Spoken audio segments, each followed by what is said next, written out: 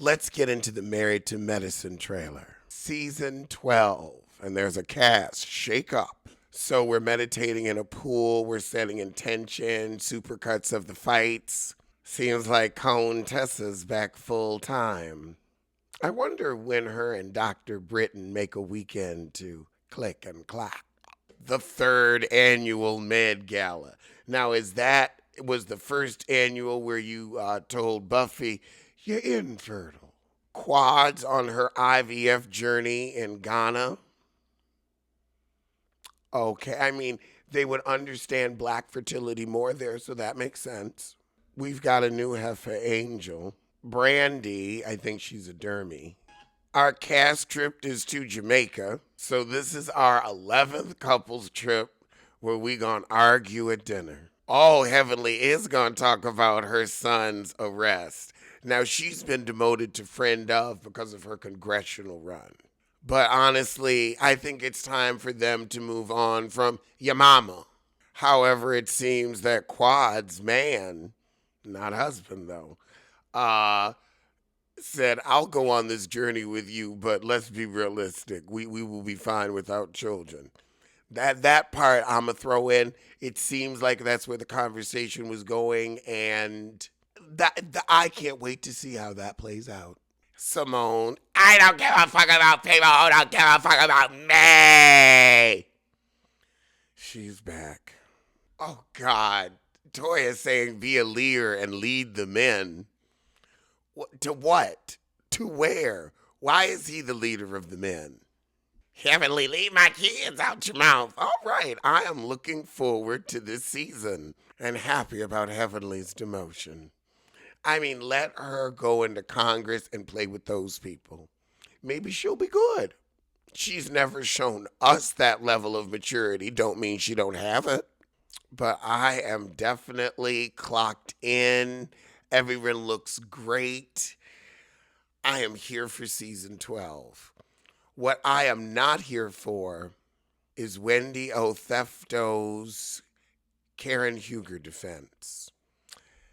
The fact that Karen Huger also said her arrest was illegal and that all evidence should be suppressed. Same script, different cast. Real Housewives of Potomac Karen Huger accuses police of illegal search in her DUI case. We have Hefa Osefo saying that it was an illegal arrest. There are defects in the charging papers and the search and seizure was unlawful. The docs also add that any verbal admission statements and confessions she made shouldn't count because they were unlawfully obtained. That's the same shit Karen Huger said, and we've seen how it worked for her. It was clinkety clank. It was don't drop the soap, don't drop the soap, baby, drop the soap, don't bend your ass over. That's what it was.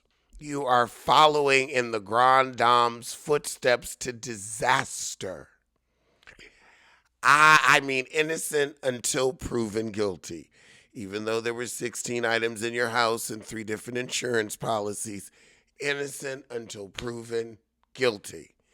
Even though ignorance of the law is not an excuse, innocent until proven guilty. So I'm a wish her well, because she gonna need every wish she can get. But speaking of everything she can get, they will be airing her wife swap episode at some point, so at least she'll get that little check. But my God, it is incredible. Last year, October 16th, Karen Huger says she accused the police of illegal search in a DUI case, and here we are, October 22nd, and Wendy Osefo is doing the same thing. 1 year and 10 days apart. It's beyond uncanny. It's beyond uncanny. Pro boxer Adrian Bronner lists Carly Red as a relationship regret. I want to know who's actually proud that they were with her. David Geffen and that sissy he married are still fighting it out, but the truth is the marriage only lasted 23 months, so he'd only be entitled to a year of spousal support and he's been paying him $200,000 since the divorce. Well, since the divorce started. And he's paying his $15,000 a month rent. I feel like you've gotten what you're going to get. And what's sad is you could have gotten widow money. Well, I don't know. They always have trust, so you might not have gotten shit if he died. That's probably why you're walking out now.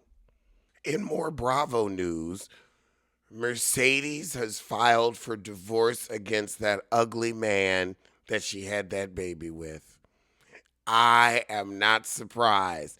They are all such shitty people. I see why Bravo ended their show.